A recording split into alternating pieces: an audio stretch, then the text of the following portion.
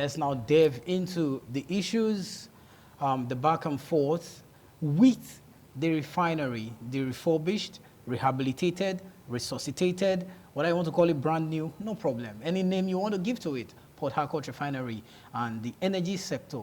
How far with the coming upstream of this refinery are we going to see the impact in the lives of Nigerians? And I have joining me live in the studio, Benedict Achago. Benedict Achago is an economist, entrepreneur, a public affairs analyst who will be joining me. Let's take a look into the whole issues around the refinery this afternoon. Good afternoon, Benedict. Good afternoon. Good to have you join me. Lawrence, it's always a pleasure. All right, let's start the conversation.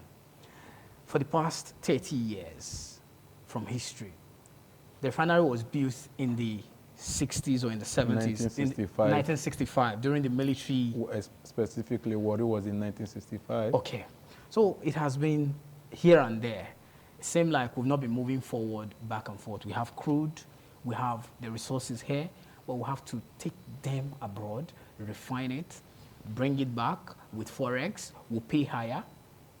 Dangote came on stream early, or last year, but they started the whole process last year, but this year they finally said, okay, they are producing.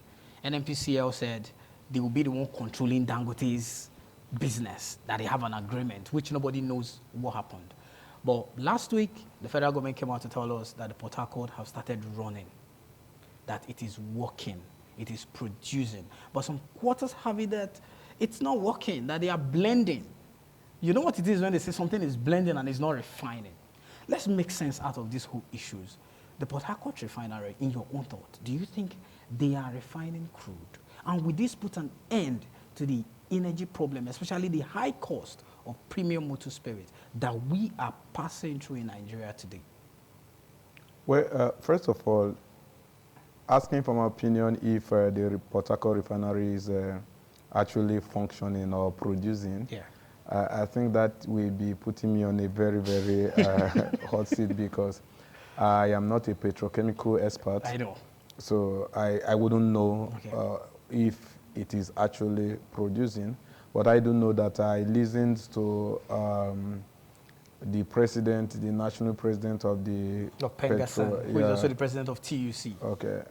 No. I mean the national president of professional petrochemical Okay, petrochemical engineers. explorationist. Yeah, Okay. so he actually confirmed that based on the report they got from their colleagues on the ground in that refinery, that it is actually functioning and it is producing. Okay. But one thing is that production is in layers. Okay.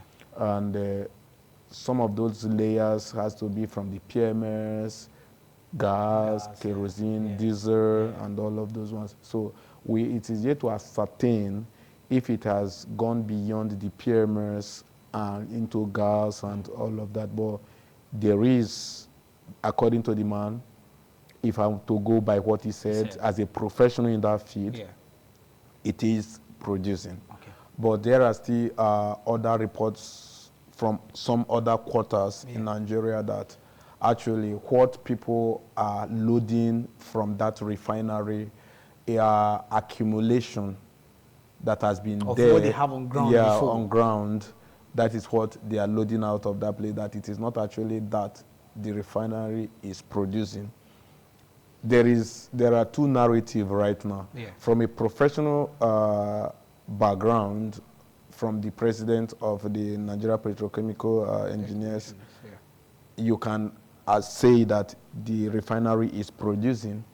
And then also from some quarters of Nigerian, maybe their first-hand experience, you could say that there is a kind of shady thing going on. But in all, there is good news for us. Okay. And the good news is that after so many years of abandoning... After more than 30 years. Yeah, what are you saying? We are talking about over 50 years. No, the report NNPCL gives said it's more than 30 years. So let's just work with NNPCL. Okay. So if we are to work, but I wonder how long you will work with NNPCL that has failed almost on all fronts. Absolutely. And has brought us to where we are today. But let me agree with you that, let me join you to believe them and all of that. So after over 30 years, according to you and the NNPCL, we are still battling, and now we are here right now saying, okay, it has been refurbished, and then PMS is being produced there. Another question is, what is the quality of the PMS? Over time, we will be able to know. But there is a good news that finally the Port Harcourt Refinery is functioning. Although it is slow, because they said it takes like how many hours before a truck can load, which shows that it is very, very slow. But it is a good start. Let's start from there. Let's consolidate on it, and then with time, efficiency there will be more efficiency, and then it will load faster. But where we are now is that the Port Harcourt Refinery finally is loading PMS, whether it is accumulated PMS, whether it's a produced PMS, it is finally functioning and it is loading PMS. That is exactly where we are right now. Okay. I was watching on a sister station of one of our sister stations. Okay. And overheard the president of the TUC, who doubles as the president of Pengasen, the Petroleum and Natural Gas Senior Staff Association of Nigeria, Comrade Festus Osifo, saying that even with the coming upstream of the Port Harcourt Refinery, we're not going to see a reduction in the price of PMS. One would have, come with this mindset, okay, this is government-owned. The price should be reduced, because the information I got last week is that they are loading there at 1,070 naira per liter, while the Dangote is loading for 970 naira. So if you look at the government and the private disparity. So do you feel with the coming upstream of this refinery that we're going to see a reduction in the price of PMS? Because everybody is shouting today in Nigeria that the problem where we are now, its subsidy is gone. That is why everybody is shouting there's hunger in the land, inflation is rising, the economy is not moving and all that. So from your own perspective, do you feel that we're going to see a light in terms of reduction in price of the pump price of PMS? Mr. Sifa was absolutely correct. Okay. Because one problem we have in Nigeria is that people don't want to be told the truth. The truth. They see you as being pessimistic when you try to say it the way it is. But some of us has made up our mind to tell the hard truth, to say the things that people are scared to talk about. Some of us have made up our mind to talk about it because we only have one life to live. Absolutely. And all of that. Osifo was correct. Okay. The reason is that the Port Harcourt Refinery, even though it has some redemptive tendencies, has no capacity for such redemption at the moment. Okay. Whether you like it or not, the Dangote Refinery is still going, in terms of price pegging, is still going to be the lead player. Absolutely. In terms of pricing. It's going to set the pace. Yes, the Dangote Refinery will set the pace. Okay. The reason is that the Port Harcourt Refinery report has it that it has about 60,000 capacity. 60,000 capacity. And then Dangote has 650,000 capacity. Do you see the disparity? The volume of production. Because in economies, there is, before it gets to price, there is production. Okay. There is a supply chain effect to the markets, to the point of sale. Yeah. And then there is, all of those things culminate into demand and supply. And the natural law of demand and supply states that the higher the supply, vis-a-vis the lower the price. You understand? Which means that the reduction in quantity of supply will invariably lead to hike in price. Okay. You understand? And that is exactly what is going to play out there. What is happening right now is a pure economic trend, a pure economic operation. Where, yes, the Port Harcourt Refinery is owned by the government. The old refinery is owned by the government. Both the old and the new. Is owned by the government. And it is expected that since it is owned by the government, their price will be cheaper, will be lower. But that is not the case right now. Okay. The reason is that for any price of petroleum to be cheaper or to be affordable to that level anywhere in the world, the subsidy regime must be in place. Okay. And whether you like it or not, right now, according to the federal government, subsidy is gone. But in some quarters, Well, we are hearing... that is what you are hearing. Okay. It means that a few individuals might just be the ones benefiting from that. But from the Nigerian populist perspective, subsidy is gone. It means that what the NNPC or what the Port Harcourt Refinery will be doing is pure business. Okay. And so obviously the government will be doing business with their own enterprise. When you are saying government, don't forget that this refinery is controlled by a kind of, maybe a kind of second or third party affiliation with the NNPCL. Okay. You understand? Okay. So it is not like the government right now is fully in charge of it. Okay. There is business going on right now.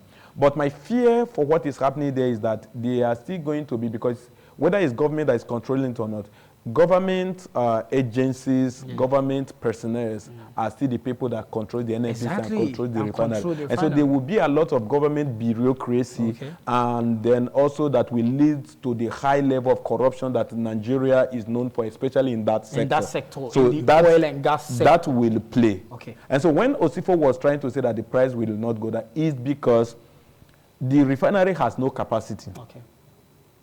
And then Dangote will dictate the price. For the refinery, for the federal government-owned refinery, to be able to control price, to be able to sell in that price, cheaper price that you are talking about, during the military regime, in their wisdom, although questionable by democratic tendencies, but in their wisdom, they were able to site these refineries in about 4 cardinal points. Kaduna, Port Harcourt, Warri, and I think one other place, whether at Akwa Ibom or thereabout. Those, Lagos rather, those 4 cardinal points were to be able to cushion the effect of movement in the of the product in the regions. Okay. Because if you produce in Port Harcourt, for example, and you even produce what can take care, and then the logistics of taking it to Lagos will now make the price also be pegged at where you wouldn't want it to be pegged. And so if we are going to have that redemption that the federal government seems to be driving towards, the Port Harcourt is reportedly operational. Kaduna should be operational to take care of the north. The Port Harcourt should take care of the southeast, and then the Warri should take care of the south. The Lagos should take care of the southwest. That was what was intended before now, when these refineries, by the military government, that was their mindset. When these refineries were cited, you understand, so that we will be able to have lesser, because in manufacturing, in production, there's what we call location and localization. You understand? When you talk about this location and localization, that is what helps bring the goods to the people with cost efficiency. And those cost efficiency is what makes it cheaper for the people. But right now, that is not what we are going to see. If you are also going to depend on the Port Harcourt Refinery, for example, the Port Harcourt Refinery has no capacity to produce as much as Nigerians need. And it means that there's going to be shortage in supply. And when there's shortage in supply, there's higher demand, and then the price will also be higher.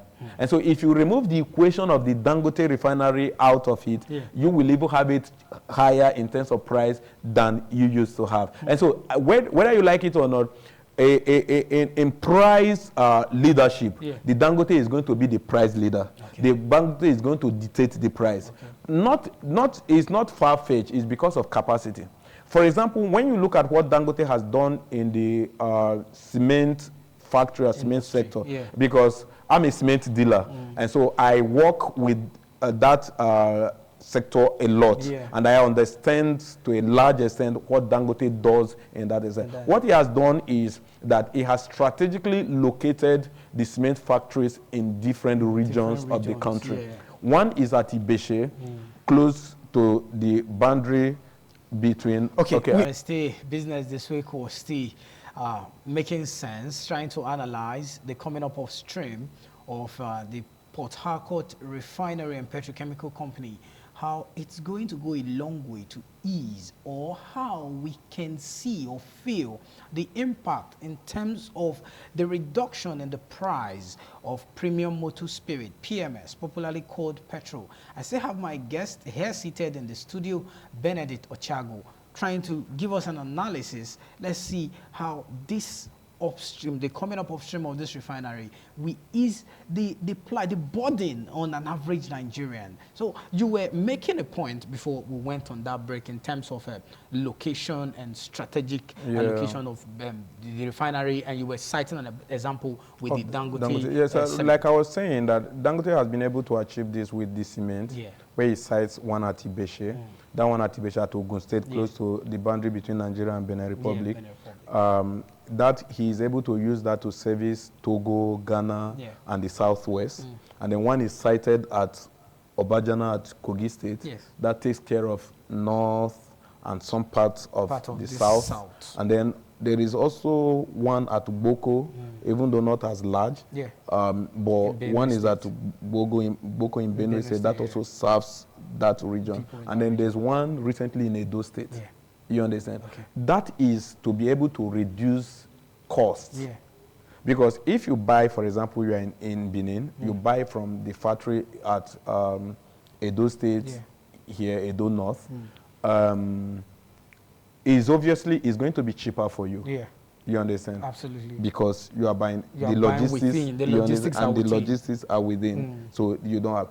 But if you are buying from the Ibeshe factory, for example, and bringing to the side, it's more expensive. More cost. It's going to yield more cost. So that is strategic locationing and positioning, localization, and all of that. So we must understand that that was what the military regime intended to be able to do. But we have not been able to achieve that. We have rehabilitated the Port Harcourt Refinery. The next focus, I assume, should be Kaduna. Let me cut you there now with the next focus. By telling you that when we went on that break, what I saw on the screen was that they want to rehabilitate the old Port Harcourt. Because it is the new one now that they said is upstream. We have two in Port Harcourt. Don't you think instead of them channeling that rehabilitation to the old Port Harcourt, it should be Kaduna, like you said, or they should come to Warri? Long before now, money has been allocated for those projects. $1.5 billion for turnaround maintenance. A lot of money has been allocated, but the machine of corruption has the chain of corruption continue to delay the machine of corruption has delayed the process and all of that. I'm happy that the current government has enough will to be able to maybe call some people for accountability. And then this is happening right now. I give credit to the government of the federal government of the day for that. You understand? Because during the Buhari's regime, there were a lot of impunities. People were taking a lot of things for granted, no accountability and all of that. But I believe that right now, the President Tinubu's regime is holding people accountable. And that is why you see the speedy action that took place to be able, so that people will not be called to come and vomit the money. But that was after so many deadlines that they gave. Definitely. March, April, June, September, October. These things, Lawrence, are not rocket science. This has to go through stages. This has to go through a lot of technological and mechanical processes. And then, in fairness to the people handling it, all of this is need to happen. Remember that even now, there's this report, there's a report by Punch that they have, is it by Punch? Yeah, by Punch, that they have slowed down production in some quarters to be able to do some upgrade. Upgrade as well. You understand? And then now you will begin to ask if something that just started. Something that just came on stream last week Tuesday. Now it's like you less than a week. It's like you develop an app today, and tomorrow you are upgrading the app. So why not just upgrade first before you operate in at least in a maximum acceptable practice? So that is it. So that will tell you that there were a lot of pressure from some porters, Yes. from some authorities that pick up. these things should work. Okay. You understand? Yeah. And knowing that money has been expended for this thing over time, long time years. ago, so you need to just make this thing work. Now, so that is for that. The Port Harcourt, whether the new and the old, money has been expended, and that money has to be used, and people need to account for that money. Absolutely. And Nigerians need to see what that money has been used for. And that's why you are seeing the Port Harcourt. Now we have to talk about the Kaduna Refinery, because it's a big one. Absolutely. And then I believe that the production from there will even be more massive than what we are seeing in Port Harcourt. So if we are able to have all of those fragments working perfectly in the north, in the south, and in the west, if we're able to have all of those is working perfectly and supply within those positions and locations, with lesser logistics demand, then in the next 1 year, in the next 2 years, we might begin to talk about having the price reduction, but it is not going to be an automatic thing. That was what Osifo actually also said. It's not going to be an automatic thing at all. That is the truth. But there is hope. Port Harcourt is working now.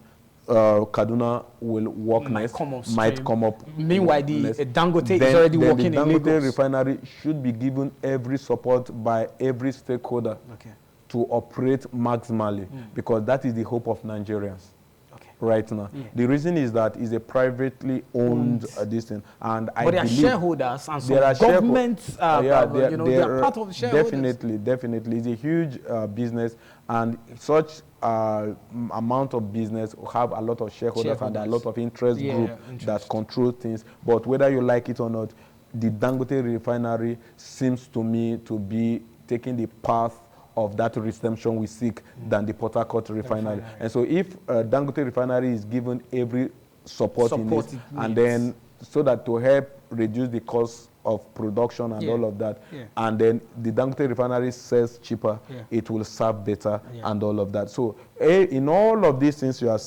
are saying, of course, as my stance has always been, is how it will benefit Nigerians. Exactly, how we will be able to go to the filling station and buy fuel, because this hike in fuel price has affected every aspect of our daily life, has affected the industrial aspect, the market aspect, professional aspect, everything, every aspect. And so I believe that the federal government will expedite action to ensure that we solve the problem of production. Because the reason every system wants to produce locally is to be able to give good price to their people. And so if we continue to have refineries in our own home front, and those refineries cannot give us those prices that at least that will be appreciable, then it will raise questions from Nigeria that why are we having local refineries in the first place? Because it is going to be about price. It's going to be about now. But one problem that this actually has solved is that at least in this U-tide there will be no queue in filling stations. There will be no scarcity. First of all, because what you need to look at is availability. So the problem of availability has to a very large extent solved. So now we will be also, because whether you demand for price reduction, if you still don't have it, it will not be available. That is what I'm saying. If it's not available, then the price, the natural law of economics will take its effect. The price will definitely be hiked. So first of all, the problem that has been solved now to a very large extent is the problem of availability. The problem of scarcity has been solved. At least there is high level of availability now. You drive to the filling station, you buy, and you drive off. So that has now been settled. So that is a pointer to the fact that if we continue in this trajectory of availability, and then also the marketing part, you understand, is very, very important.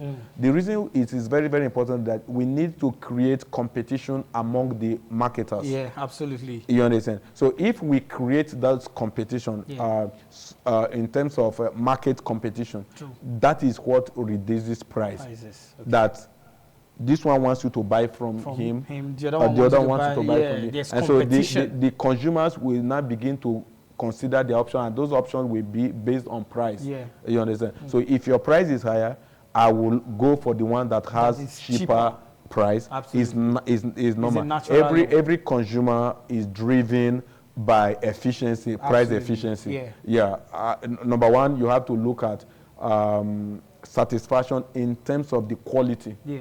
And then again, you have to look at the pricing. So if you have good quality, if we both have good quality and your price is cheaper than mine, people naturally will come to you. So we need to create that market competition. Absolutely. These things are robust things, so that at the end, it will get to the citizen. The citizen will begin to enjoy the effect to feel the impact. But because whether you like it or not, the hike in price, in the price of PMS, especially the PMS and the diesel, the hike is telling hard on the Nigeria, on the suffering of the people. The people are suffering because of that. Because whether you have these goods produced in large quantity or not, if you have to spend so much to bring, if you have to spend so much to bring it to this place, you will say, you see, the market is the major thing. Absolutely. Because if you produce, for example, and you tell me I will give it to you for 800, for example, for 700, for example, and I spend 300 to bring it here, it means that I'm going to sell for 1,015 naira. Okay. You understand? But if you give me for 800, for 700, for example, at the production center, and I spend 15 naira to bring it here. You understand? It means that at the end, maybe I will have to sell for 800 and thereabout. So the marketing is where the issue lies right now. If we have been able to settle the issue of scarcity, the issue of production, that we have large production with what Dangote is doing, and then with the support, because the Port Harcourt Refinery is just a support to Dangote. So we must tell ourselves that. The truth. So if we have that, then we have settled the scarcity problem. Then the marketing is where the issue is now. Those we should give license to as many marketers as possible, so that we'll be able, we should remove the bottleneck of monopoly. If we remove those bottlenecks, then I believe that with time, the citizens on the street will begin to feel the impact. They will go to the filling station, they will get it in the price that at least they will smile home. It's considerable. And I believe that will reduce the high cost of food and other commodities in the market. All right, as we begin to wrap up, let's look at sustainability. Now, it has come on stream. That is one. Sustaining it, because Nigeria doesn't want to hear that after 1 month or 2 months, they will start telling you fire gutted a part of it, or this one happened to it. But let's look at the sustainability as we wrap up. How sustainable can this be in the long run? Now, that is where we have had problem in Nigeria over the years. Sustainability has become a very big problem in Nigeria. And that lack of sustainability is a function of lack of accountability. Lack of vision and lack of accountability. If somebody knows that this thing is on me to be, I have a contract of 10 years, 20 years, 50 years to make sure that this refinery functions and produces. And then the person knows that if anything happens, I will be held accountable. I'll be accountable. The person will do everything. The company that is in charge will do everything to be able to sustain it. So that is where the problem lies. I don't really think the problem of sustainability is going to lie mainly on the federal government, but the area where the federal government will play pivotal role is holding people accountable. People there should be a body language from the federal government where it will send a strong message that if there is no sustainability, if there is no efficiency, heads will roll. People will be held accountable. If that message and body language is coming from the federal government, then everybody will have to be careful. Everybody will sit tight. Everybody will be careful. And then the plan and the contrast will be maintained to the letter. But the problem is that we seem to politicize everything. the things like the petrol sector is not supposed to be subject to political transition. Yeah. These things are contractual things that should transcend political transitions. But in Nigeria, we are failed to be able to put people in place that will enhance, and system in place that will enhance this. That is where the fear is. Okay. But I believe that for the now, because the federal government is looking to where they can actually redeem the plunging economy of the country, and then the nosediving economic structure of the country. I believe that they will do everything possible to ensure that this refinery is sustained, and then to also expound or extend this rehabilitation operational rehabilitation to other refineries in the country. So that, because Nigeria is a big country, and for you to be able to, for anything you are doing to have effect in the people because of the populace, it needs to be strategically located where it can serve this portion, serve this portion, serve this portion, and eventually everybody will be happy. So I believe that that is where but for sustainability, I have some amount of fear for that, some level of fear for that. Personally, I have some level of fear that sustainability will be an issue, but I also believe, I have to be optimistic that is going to be something that the federal government will pay attention to. For Dangote Refinery, wow, I believe that is a long-term project that will be sustained because there are a lot of interest in it. But for this, I also believe that the federal government want to create a record and to also build trust among Nigerians, and they will do everything possible. Thank you very much, Benedict Ochiago. We'll continue to monitor how everything is going. The news we saw when we went on break said the 150,000 capacity of the old refinery will also come upstream. We'll monitor how that goes. We'll also monitor the other refineries, the Kaduna and the Warri, and see what the government have in store for all Nigerians. I really want to thank you for your time, for being a part of the show this afternoon. It's always a pleasure. That's how far we can go on the show this afternoon. We'll continue to track and monitor what's happening in the oil and gas sector, the refinery, because at the end of the day, Nigerians want to go back again to the filling station to buy fuel for as low as 200 or 300 naira per liter. That is what we want, not 1,200. Come on, that is outrageous. The money you're supposed to use to buy 10 liters, you're using it to buy 1 liter. That's really, really outrageous. That's how far we can go. On behalf of my entire team on the show this afternoon, we appreciate and thank you for your time, for being a part of the show. God willing, we'll be back again next week to also discuss something very, very important on the Nigeria economy. I am Lawrence Osifo saying see you again. Bye for now.